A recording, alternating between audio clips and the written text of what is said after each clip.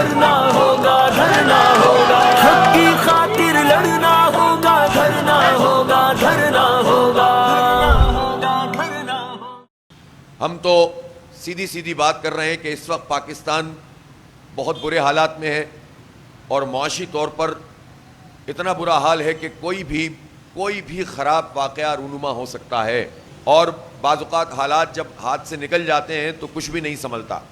اور دنیا میں ہم یہ سب کچھ دیکھ رہے ہیں۔ لہٰذا حکومت کو ذمہ داری کا مظاہرہ کرنا چاہیے، اور جو بوجھ بھی اس نے اٹھا کر سارا کا سارا غریب مڈل کلاس طبقے پہ ڈال دیا ہے، اور اب صنعتیں اور تجارت یہ ساری کی ساری اس وقت زبوں حالی کا شکار ہو گئی ہے۔ بدترین صورتحال سے سب دو چار ہیں، بند ہو رہی ہیں انڈسٹریز، کاروبار تباہ ہو رہے ہیں۔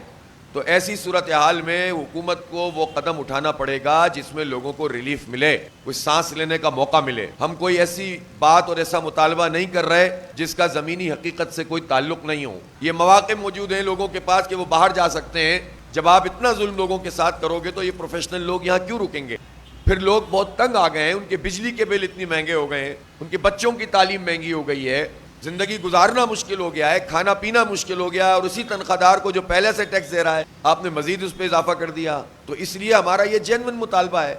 اور حکومت کے لیے یہ کوئی بہت بڑا مسئلہ بھی نہیں ہے، اور ہم اگر یہ مطالبہ کرتے ہیں کہ بجلی کے بلوں کو کم کیا جائے تو ہماری جائز بات ہے کہ پاکستان کی قوم، پاکستان کے لوگ، عام لوگ، مڈل کلاس لوگ، تاجر اور صنعت کار کیوں وہ بل ادا کریں جو بجلی وہ کنزیوم ہی نہیں کر رہے۔ اور حکومت کی نااہلی، نالائقی، کرپشن، لوٹ مار،